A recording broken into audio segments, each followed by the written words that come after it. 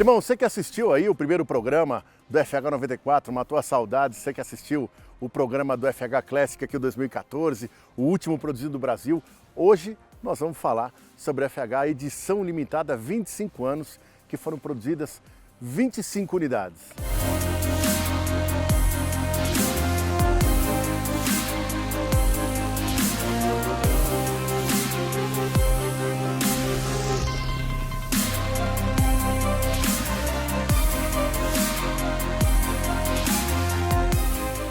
Irmão, nave, a top da galáxia. Essa aqui tem tudo.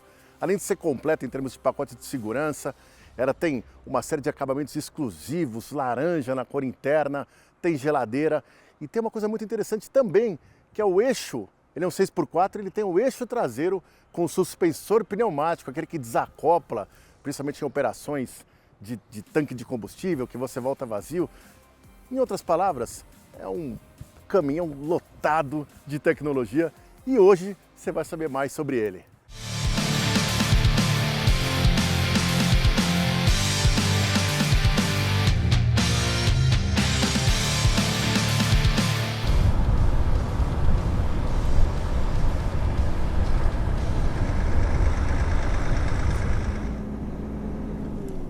Galera, dando aquela volta aqui no FH 25 anos, a nave dos FHs, né? Esse aqui é a edição comemorativa, cheia de detalhes de conforto, cheia de detalhes de acabamento, laranja por todos os lados aqui. A combinação de bom gosto é legal, o vermelho que remete inclusive ao primeiro lá de 94. E interessante assim, né? O que dá pra sentir muito bem aqui. Claro que o cavalo tá desengatado, é um 550 cavalos, é um monstro.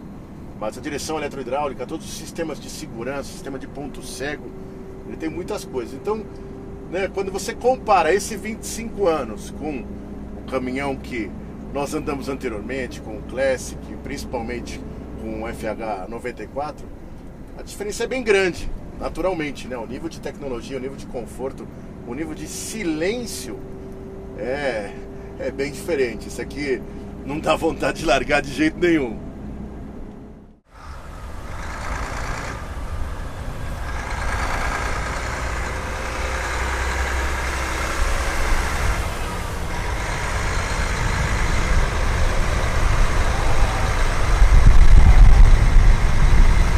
Ricardo, essa aqui é a nave, né? Essa é a nave mãe. Né?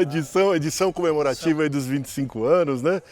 Meu, conta pra gente, porque ela é top da top, né?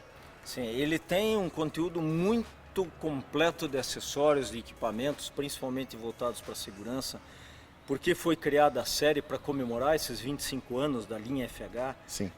Na qual nós já entregamos mais de 1 milhão de unidades no mundo inteiro, um número bastante expressivo, e nós quisemos fazer também uma homenagem aos clientes.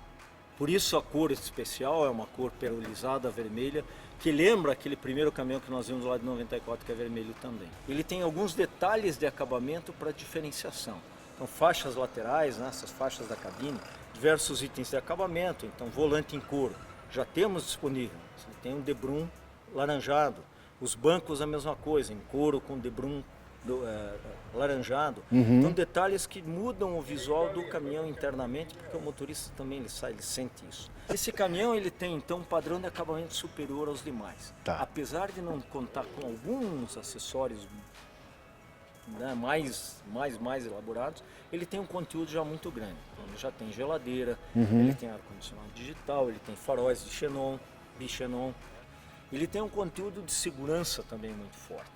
Vamos começar aqui, né, um dos componentes mais interessantes é o sistema de radar. Tá. Né, que nós chamamos de piloto automático inteligente com frenagem. Como que ele atua? Ele tem um radar, né, que faz uma varredura de um determinado campo da estrada, identificando objetos fixos e móveis. E em uma situação de risco, ele vai tomar ações para tentar evitar esse risco. Então ele entra primeiro com os vários estágios do freio motor, tentando só reduzir a velocidade. Em não conseguindo isso, ele vai reduzir marchas e acionar os freios de serviço, para evitar a colisão. Certo. Até o ponto que ele para. Como ela é eletrônica, ela recebe informação do radar, diz, opa, freia o caminhão, com tal intensidade. Então isso, imagina o que isso traz aí de segurança.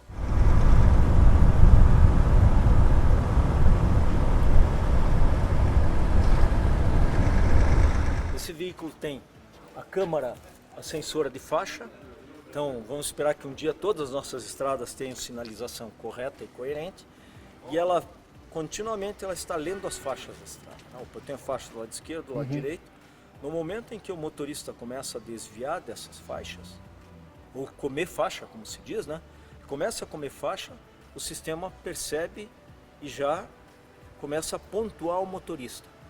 Então, no momento em que ele cai a um certo nível de pontos, lâmpada, sinal luminoso, sinal sonoro, diz assim, ó, meu filho, pare, vá descansar um pouco, porque você está correndo risco.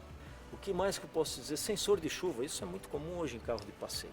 Outros detalhes aqui a gente gostaria de colocar, são os detalhes de acabamento externo e principalmente de aerodinâmica. Então você pode ver que esse caminhão tem defletores de ar lateral, defletor de ar de chassi e o defletor de ar de teto. Um pacote aerodinâmico desses, ele pode trazer benefícios de 12% de economia de combustível. Em toda a situação, você vai me dizer não. A gente sabe que os efeitos da melhoria aerodinâmica são mais sensíveis acima de 80 km por hora, onde o arrasto se torna predominante. Os defletores laterais de chassis contribuem para esse arrasto aerodinâmico, tiram essa turbulência de ar que se forma nessas partes do chassi e contribuem para a economia. Então o transportador brasileiro, principalmente, tem que olhar cada vez mais isso. Porque o consumo é 40%, 50% da sua planilha de custo. Você está tocando um ponto interessante, né? Porque existe um lado cultural, né, estético, que o brasileiro gosta muito da questão do tanque polido, do escapamento lateral, né? É uma escola de customização muito conhecida aqui no país, né? E isso aqui é muito forte na Europa, porque realmente ele traz, né, uma redução no consumo, mas ele não é muito visto frequentemente aqui no Brasil, né? Por que você acha disso? Eu acho que, na minha opinião, é mais uma questão, como você falou, cultural, o brasileiro não está acostumado. Em segundo aspecto, talvez seja a questão de durabilidade desses componentes. A gente sabe que por mais que o motorista cuida, às vezes tem um pequeno esbarrão, alguma coisa assim, são componentes é verdade. Relativamente delicados, Sim. reposição dele não é tão simples. Como o nosso volume é muito baixo, são componentes importados, então você tem uma certa restrição.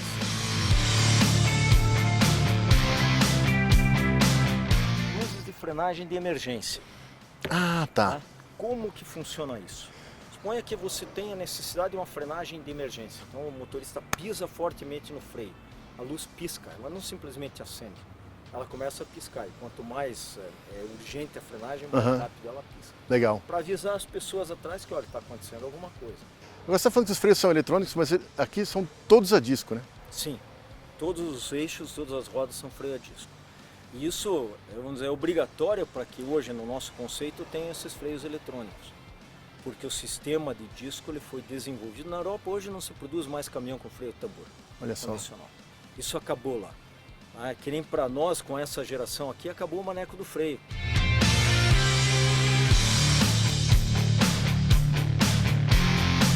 Então, esses caminhões não tem mais maneco de freio, como se viu, é um botão no painel, né? Uma pequena alavanquinha no painel que você pressiona para soltar os freios. O que tem isso de vantagem? Primeiro, mal usado o maneco do freio pode causar o efeito L, né? O canivete da carreta em cima do caminhão. Isso a gente vê volta e meia acidentes assim, horríveis quando isso acontece. Então o sistema que não tem o maneco evita que haja essa tentativa de se usar só o freio da carreta.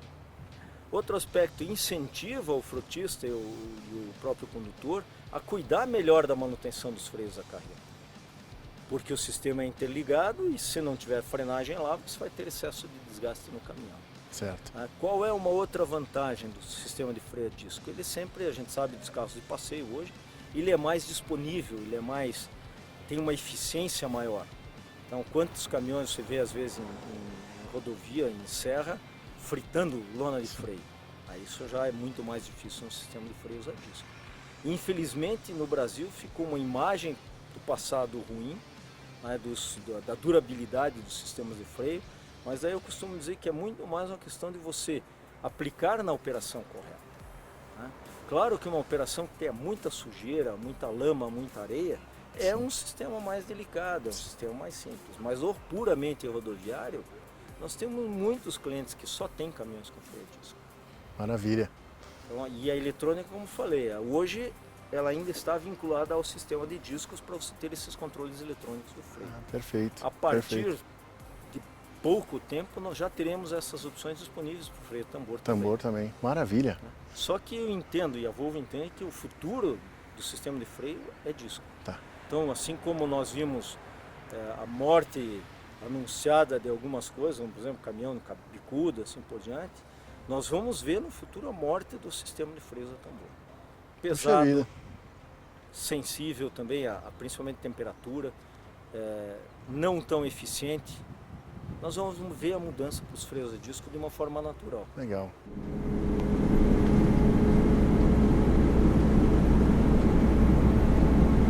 Agora a grande pergunta, né?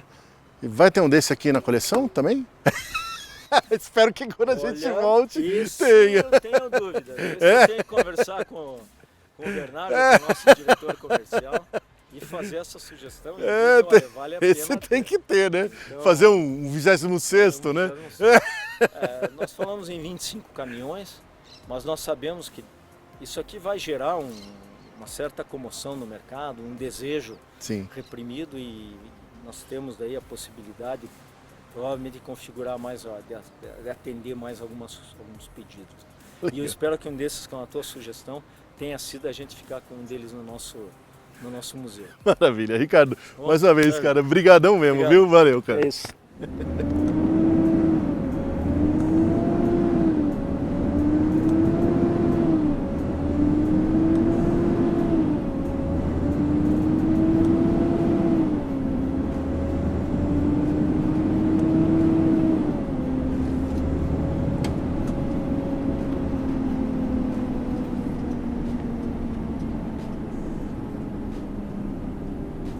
Alan, cara, conta pra gente, estamos aqui no evento de 25 anos do FH, essa série maravilhosa, série especial maravilhosa, mas aí vem a curiosidade, né? Tanta coisa aconteceu nesses 25 anos, tão rápido, né? Em termos de tecnologia, de produto, de sistemas, enfim. E agora pra frente, né? A pergunta é, e vamos falar o que seria uma série especial FH 30 anos? Bom, para não falar nas grandes vetores aí que vão acontecer mais para frente em termos de eletromobilidade, automação e conectividade, nós precisamos chegar nesse futuro vivo, né? Então nós vamos ter aumentos incrementais ainda nos equipamentos que já fazem parte do repertório normal. Ou seja, nós temos que melhorar a eficiência em termos de consumo de combustível, seja em termos de aerodinâmica, seja em termos de powertrain. E melhorias contínuas em termos desses dispositivos de auxílio ao motorista, né? Dispositivos de segurança. Então essas melhorias incrementais vão continuar, à medida que daí num médio prazo e longo prazo vão se acrescentar as grandes modificações mais disruptivas, né? Mas como eu falei, nós temos que manter a rentabilidade, a produtividade do caminhão para a tecnologia diesel, para aqui e agora, legal, né? Então, para os próximos 5 anos, você ainda vai ver uma série de melhorias incrementais ainda. Então, mas ainda deve ser muito em cima do diesel, né? Aqui no Brasil. Exatamente. Então, até que nós cheguemos a esse ponto aí de transição, como eu falei, temos um caminho muito longo, principalmente no segmento de pesados, né? Então, está um pouco mais distante. A eletromobilidade está mais próxima nos segmentos mais leves, né? Que já pode ser uma realidade em algumas situações. Mas para os pesadões aí, você imagina levar 74 toneladas, a quantidade de bateria que você vai precisar, né? É verdade, é verdade. Mas e na parte de combustível a gás? Sim. Alguma coisa aí, talvez? Nós estamos monitorando, Sérgio. Ainda existe a dificuldade, porque a tecnologia que nós estamos apostando, quando você viu lá na Alemanha, é a do LNG, que é a tecnologia do gás liquefeito, líquido. A nossa tecnologia ela é muito boa, acho que é a melhor que tem hoje disponível na Europa. Porque ela, em termos de eficiência, ela não precisa de ignição. Ela é um ciclo diesel, não é um ciclo Otto como o concorrente está fazendo. Perfeito. Isso dá um melhor rendimento. Então a gente acredita muito na tecnologia, na solução. O que acontece? O Brasil ainda não está maduro em termos de distribuição de combustível, precisa ter uma rede. Então nós estamos monitorando. Existem já muitas consultas, muitos clientes interessados e perguntando, mas o fato é que nós não temos a infraestrutura adequada ainda. a tecnologia para o Euro 6 já é disponível. Então, você imagina que a partir do momento que a gente tenha isso introduzido no Brasil, automaticamente estará disponível. Perfeito. Mas até lá ainda não justificou um investimento mais pesado em termos de tecnologia Euro 5, né? Maravilha. Mas sim, acreditamos, a longo prazo pode ser muito interessante. Então tá bom, valeu. Obrigado, viu? Tem que- Valeu, até mais. Tudo de bom. Então, valeu.